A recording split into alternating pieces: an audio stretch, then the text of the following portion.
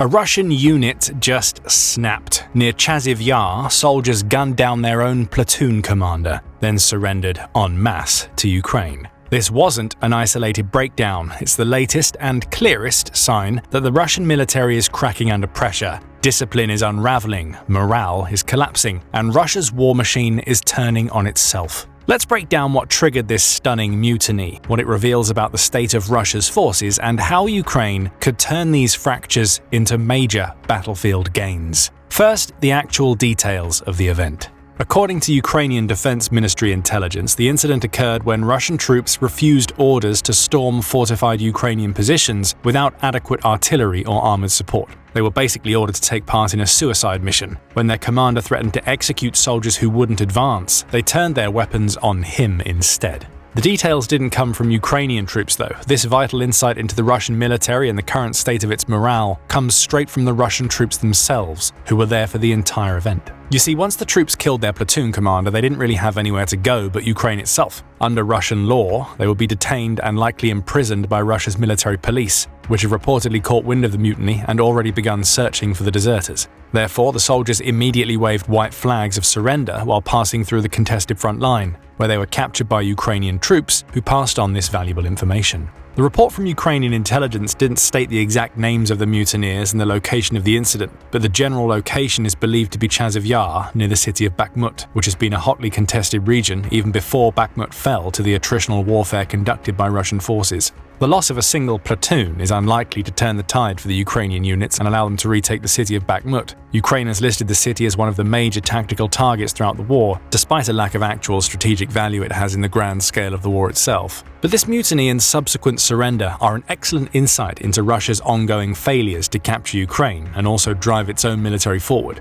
Russia isn't just losing battles and people, it's losing the will to actually win the war in the first place, which can spell doom for the entire war effort. And this is interlaced with the country's gradual economic, demographic, and geopolitical decline over the course of the 3 years of the war. While Russian state media focuses on capturing villages Ukraine had already liberated months earlier, the real war is happening far behind the lines in the databases and supply lines that are responsible for delivering soldiers to the front in the first place. The recent mutiny is just one of the symptoms of a disease that has been plaguing Russia since practically the second year of the war: widespread manpower shortage. The numbers here paint a grim picture. When the war started, the Russian military was estimated to have around 900,000 active troops, with around 100,000 to 160,000 of them stationed around Ukraine and poised to attack. When the invasion happened and the initial attacks were rebuffed by Ukraine, Russia deployed another 190,000 soldiers to fight in the war, as well as raised its contracting options and benefits to lure in more people. 3 years later, those numbers have changed drastically. For one, the active military size is estimated to be around 1.1 million, with around 660,000 deployed in Ukraine.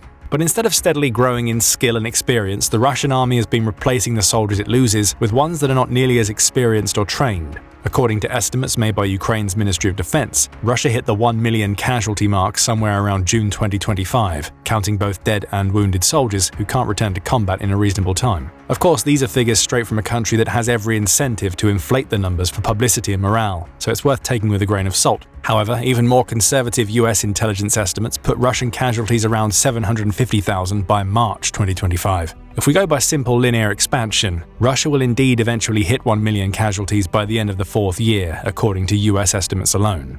This is not just a setback, it's a practical disintegration of Russia's military integrity. The casualties here are higher than in every conflict Russia has been a part of since World War II. The staggering casualty rate directly leads to a pattern where Russia is forced to use more drastic measures to conscript or sign up soldiers to fight. With practically its entire pre-war troop reserves gone, most of the soldiers who are currently on the front can assume to be relatively fresh recruits. But here's where the maths becomes truly devastating. Russian forces have advanced an average of only 50 meters per day in areas like Kharkiv. When you scale that against Ukraine's entire territory, the advance is practically negligible. And the cost of that advance is more than just in men or equipment, it's straight up bankrupting the country. Russia is spending World War II-level resources, with an estimated 40% of its federal budget on defense, on a war that has made it an outcast from most international agreements. The incident near Chasiv Yar involving the 20th Combined Arms Army also reflects a broader pattern of Russia losing the higher echelons of the army during the war before it can promote more. Russian sources have confirmed deaths of 12 generals, with Ukraine citing an additional 4. At the same time, Mediazona, an independent Russian news outlet, claims to have found that at least 5,138 Russian officers had been killed as of June 2025. This might not sound like much when compared to the gross casualty numbers, but it can put the entire war in jeopardy when you consider Russian military tactics. You see, unlike the West, Russian military doctrine is highly centralized. The generals and higher officers hold the most power and provide orders down the chain of command, where they are expected to be obeyed with practically no modifications and no regard to the actual state of the front line. This creates major issues for the Russian military that Ukraine has thoroughly abused throughout the war. First, it makes the military far less adaptive to changing situations than it should. Considering the extent of surveillance and drone warfare, Ukraine can get practically real-time information on Russian army movements and extrapolate the intended targets in short term. Then it can use the advanced drone squads to provide enough pressure or overturn a key aspect of the operation so it becomes less viable for the Russian command. This has, at times, resulted in devastating Russian losses, where a vast majority of the troops died due to having no exit routes or plans for what to do if the situation took a sudden turn. Secondly, killing an officer creates a large gap in the chain of command that the Russian military doesn't have a ready way to close at the speeds necessary to make up for the potential tactical losses. This meant that Ukraine can directly target officers with precision strikes to create confusion in the ranks, at the same cost it would take to launch an attack on any other military installation. Even worse for Russia, Ukraine knows how crucial officers are and the extent of Russia's propaganda and disinformation campaigns that target both its citizens and soldiers. This has led to Ukraine becoming much more resilient to Russia's hybrid warfare strategy, devising methods to specifically counter Russian propaganda and provide accurate information to both its own and Russian troops. For example, Ukraine launched the "I Want to Live" campaign to target Russian soldiers behind the front lines, promising humane treatment of prisoners of war and even asylum options. This heavily contrasts with how Russia stifles any attempts to even avoid the draft by threatening harsh fines and jail time. More specifically, Ukraine has leveraged the fact that Russia is much less culturally cohesive than at first glance to target the most marginalized groups, which are coincidentally the ones most affected by Russian conscription, which we'll discuss a bit later. Finally, Russia's military doctrine, although centralized in its approach to the command chain, is actually highly fragmented in the implementation of training practices. According to the Center for Naval Analyses, each officer is responsible for training both conscripts and contract soldiers, but the extent of that training depends on the officer in question. With loose reporting requirements and overhead, the Russian military reportedly has significant issues with a lack of proper training, where officers misinform the central command on the extent of training their soldiers have for particular scenarios or situations. In some cases, the lack of training has led to Russian troops being deployed after only a week of training and with no clear big picture or training for the missions they're expected to embark on in Ukraine. Considering the failure of Russia's military doctrine to actually prepare soldiers for an actual large-scale war, and it's fairly obvious the war in Ukraine reached that point years ago, it's no surprise that we're seeing troops surrender against incoming Ukrainian forces, and it's not the first time this has happened. In August 2024, Ukraine crossed the border and invaded Kursk with only 1,000 soldiers. The inexperienced Russian conscripts there similarly surrendered in waves, which led to one of the most successful Ukrainian missions to date. The Kursk incursion garnered widespread acclaim and gave Ukraine a political boost, helping Kyiv rally further international support. A key part of the problem? Russia has created a military that doesn't actually reflect the values of the core population of Russians in large cities. The official partial mobilization in 2022 primarily targeted areas away from Moscow, St. Petersburg, and other large cities. Thus, the burden of filling the ranks fell upon the poorer regions of Russia. And while Russia announced attempts at other mobilizations, they never seemed to have materialized, at least officially. However, covert waves of mobilization seem to follow the same pattern, with the mobilization in Dagestan being the most recent example. These mobilizations specifically target members of ethnic minorities, of which there are many, solely due to the sheer size and population spread in the country. But this social policy is effectively draining Russia's own productive capacity. The major population centers house the most able-bodied men, sure, but they are also the highest concentrations of the middle economic class, who are likely not part of the military-industrial complex that is creating the same equipment that Russia is losing in Ukraine every day. So Russia is basically dipping into the same limited pool of people for both its industry and conscription, all the while spreading propaganda that victory is a foregone conclusion.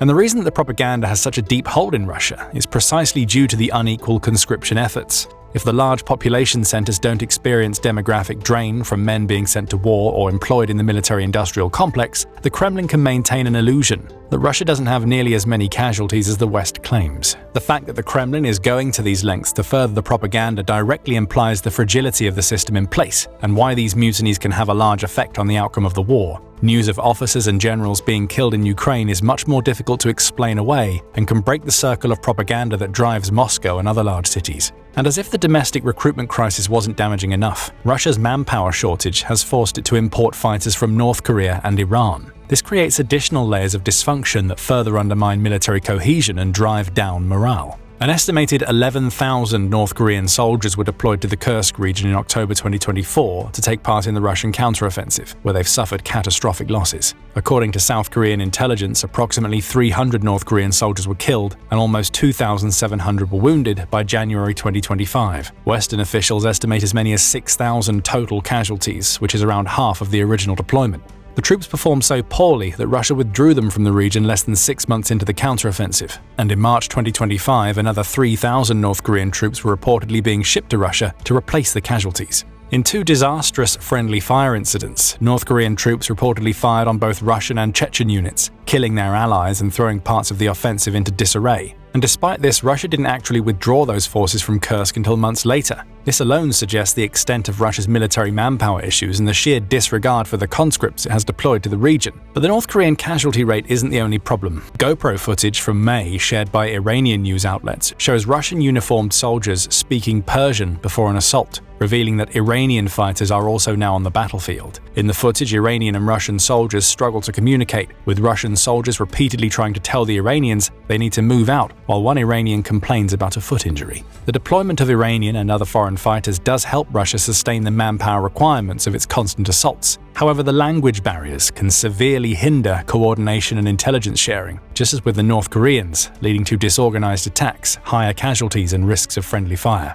It's created a military nightmare. Some units can't communicate effectively. Soldiers who don't understand orders and commanders trying to coordinate attacks using troops from 3 different countries with incompatible training doctrines. North Korean troops in particular fared the worst, as they feared repercussions from their own government, which has been known to imprison family members, resulting in soldiers committing suicidal charges into Ukrainian lines rather than surrender.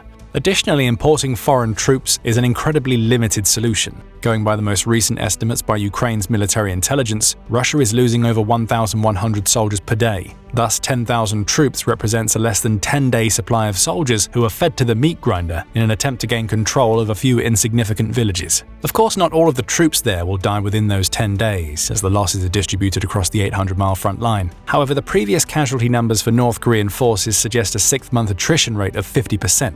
When you look at it from a different angle, a soldier who's deployed for Russia has a 50-50 chance of surviving the next 6 months, essentially a coin toss. A large reason why Russia has accumulated such a staggering number of losses is simply due to the natural evolution of modern warfare, heavily favoring long-range and impersonal strategies. By 2025, roughly 70% of Russian equipment losses came from drone warfare alone. It's not that difficult a stretch to assume that manpower casualties follow the same pattern. Russian soldiers are being sent to the front line not to fight Ukrainian soldiers, but to evade constant drone surveillance and precision attacks. Russia appears to be trying to win through sheer resource attrition warfare. With an army that still outnumbers Ukraine's and the ability to import soldiers from North Korea, a country that has over 1.2 million active troop members, despite its relatively small size, Russia is literally attempting to throw people at the problem and hoping it solves itself. The consequences of this strategy also seep into Russia's economy. Russia is now offering salaries to conscripts and foreign soldiers that are several times higher than the national average. This is a significant drain on the rest of the economy that's already being pushed to the limits by an unsustainable 2.2% unemployment rate as of May 2025.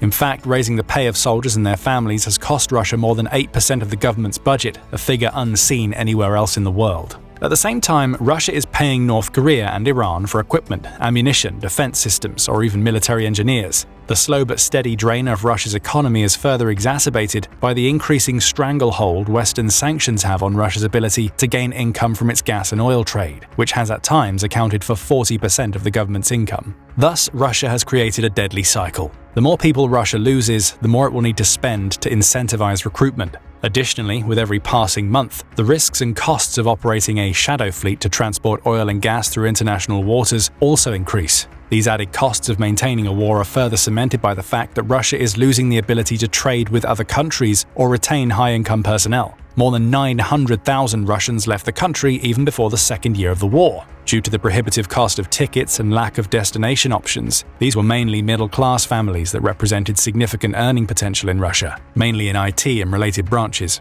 Russia doesn't really have a way to recoup for this loss, as it's already busy trying to bolster its failing military. The incident at Chasiv Yar, with soldiers killing their commander before surrendering, illustrates Putin's impossible position. He can't win militarily using tactics that require casualties Russia can't afford. He can't negotiate from a position of strength when his own troops are turning their weapons on their officers. And he can't sustain the economic burden of a war that's consuming 40% of his federal budget for territorial gains measured in football fields. More fundamentally, Russia's class-based conscription strategy reveals Putin's inability to make the argument to his people that the war against Ukraine is existential rather than optional.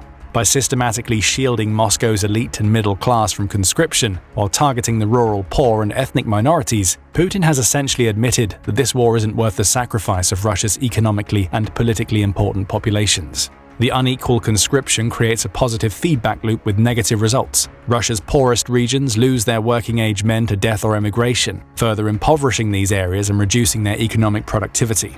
The families left behind sometimes even have to subsidize the war effort by buying military equipment for their conscripted relatives. Meanwhile, Russia's economically productive regions remain largely insulated from the war's costs, creating no political pressure for the conflict to end, but also no genuine economic mobilization for victory. And now, precious resources that could support domestic forces are instead spent on foreign mercenaries who can't even communicate with their supposed allies. If the war truly threatens Russia as a whole, Moscow wouldn't recruit soldiers who can't speak Russian and don't understand basic military protocols. It would call up a general draft and rely on having a population close to 4 times that of Ukraine to win, with every demographic mobilized equally. The fact that Russia is paying North Korea for troops while simultaneously providing expensive military technology transfers suggests that Russia is hoping that the rest of the country can pay for this loss out of pocket before the entire economic system implodes. And the more time passes, the more likely the latter scenario becomes. According to a Forbes analysis, Russia would need approximately 230 years to fully occupy Ukraine at the current rate of advance. This would require around 100 million Russian casualties, which is more than the number of adults it has at the moment.